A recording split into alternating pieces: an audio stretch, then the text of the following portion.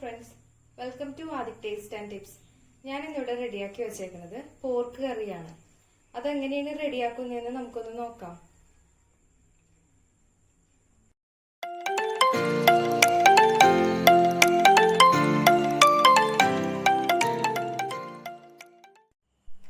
Pork കറി റെഡിയാക്കാനായിട്ട് ഞാനിവിടെ 1 kilo പോർക്കാണ് എടുത്തു വെച്ചേക്കുന്നത്.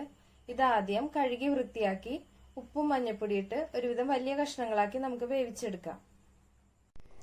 വേവിച്ചെടുത്ത പോർക്ക് ഞാൻ ചെറിയ കഷ്ണങ്ങളായിട്ട് കട്ട് ചെയ്തെടുത്ത് വെച്ചിട്ടുണ്ട്. വേവിച്ചതിന് ശേഷം കട്ട് ചെയ്തെടുക്കുന്നതാണ് കൂടുതൽ എളുപ്പം, അതുകൊണ്ടാണ് ഞാൻ ഇങ്ങനെ ചെയ്തത്. ഇനി കറി റെഡിയാക്കാൻ വേണ്ട ഇൻഗ്രീഡിയൻസ് എന്തൊക്കെയാണെന്ന് നോക്കാം. 2 വലിയ സവാള, 5 പച്ചമുളക്, ആവശ്യത്തിന് കറിവേപ്പില, 3 ടീസ്പൂൺ കുരുമുളക് പൊടി, 1/2 ടീസ്പൂൺ മഞ്ഞൾപ്പൊടി. ഇനി കറി റെഡിയാക്കാനായിട്ട് ഇത്രയും ഇൻഗ്രീഡിയൻസ് മാത്രം പോരാ. ഇതിനു വേണ്ടി നമുക്കൊരു പേസ്റ്റും കൂടി റെഡിയാക്കാനുണ്ട്. അതെന്തൊക്കെയാണെന്ന് നോക്കാം. ഇനി പേസ്റ്റ് റെഡിയാക്കാനുള്ള ഐറ്റംസ് ആണ് ഞാനിവിടെ പറയാൻ പോണത്.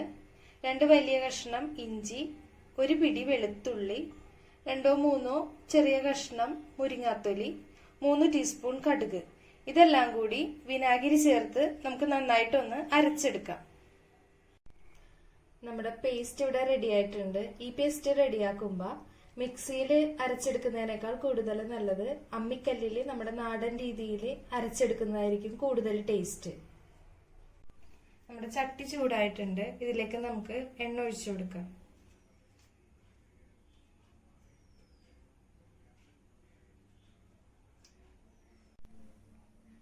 ഇനി ഇതിലേക്ക് നമുക്ക് വഴറ്റാനുള്ള സാധനങ്ങൾ ചേർത്ത് കൊടുക്കാം.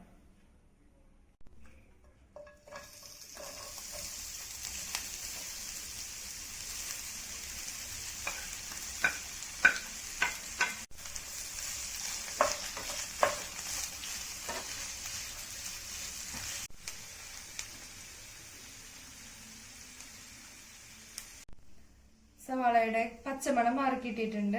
നമുക്ക് ഇതിലേക്ക് അരച്ചു വെച്ച പേസ്റ്റ് ചേർത്ത് കൊടുക്കാം.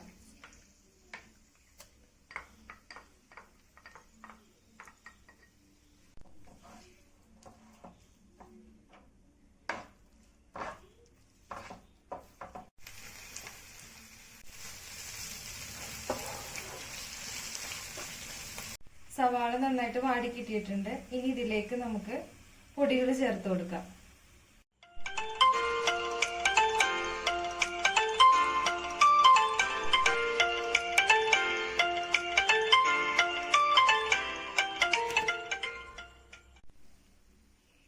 ഞാനൊരു കാര്യം പറയാൻ വിട്ടുപോയി. ഇതിലേക്ക് 1 ടീസ്പൂൺ മസാലപ്പൊടിയും 3 ടീസ്പൂൺ മല്ലിപ്പൊടിയും ചേർത്ത് കൊടുക്കണം.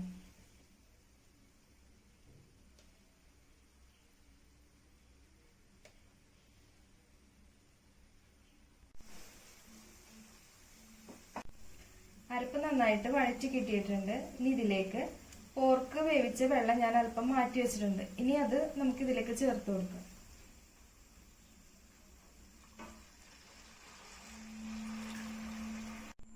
ഇനി ഇതിലേക്ക് നമുക്ക് ആവശ്യത്തിന് ഉപ്പും വിനാഗിരിയും ചേർത്ത് കൊടുക്കാം.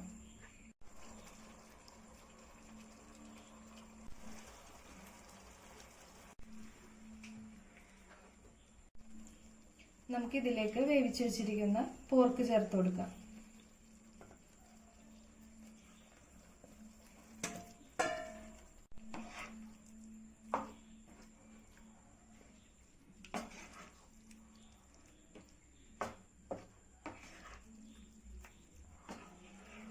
നമ്മുടെ പോർക്ക് കറി റെഡി ആയിട്ടുണ്ട്.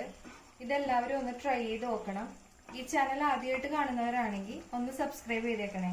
ഇഷ്ടമായ ലൈക്കും ചെയ്തേക്കണേ. നമുക്ക് വീണ്ടും അടുത്ത വീഡിയോ കാണാം.